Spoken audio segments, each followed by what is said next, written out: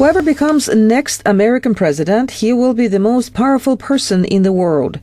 Under the United States law, the president has the right to take unilateral decisions on starting a large-scale war or conducting local military operations. The president, in every possible instance, shall consult the Congress before introducing United States armed forces into hostilities. This is an extract from the War Powers Resolution passed on November 7, 1973.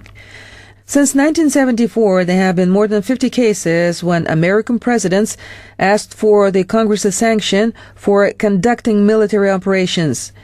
The geography of these military operations included the former Yugoslavia, Iraq, Lebanon, Somalia, and other countries. However, the president does not disturb the Congress on such nothings as, for example, a clutter of mujahideen somewhere in Pakistan. Without any sanction, President orders the army to kill them by means of unmanned flying vehicles or drones. The drones are multi-purpose vehicles. Bruce Fein, the former juridical advisor of Reagan's administration, said in an interview with the Voice of Russia. Look at the front page of the Washington Post today. U.S. set to keep kill lists for years, It's about our, endowing our president with limitless power, more power than Stalin had to liquidate the kulaks, to go vaporize anybody in the world he says is a danger, in secret and without accountability.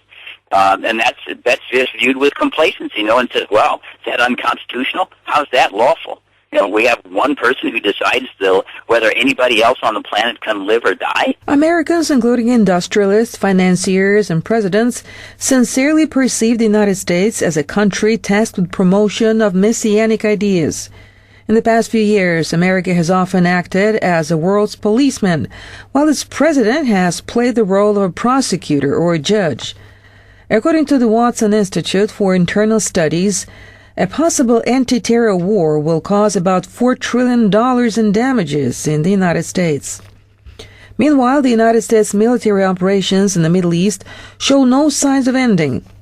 However, Arabs and Muslims refuse to perceive Americans as fighters against terrorism.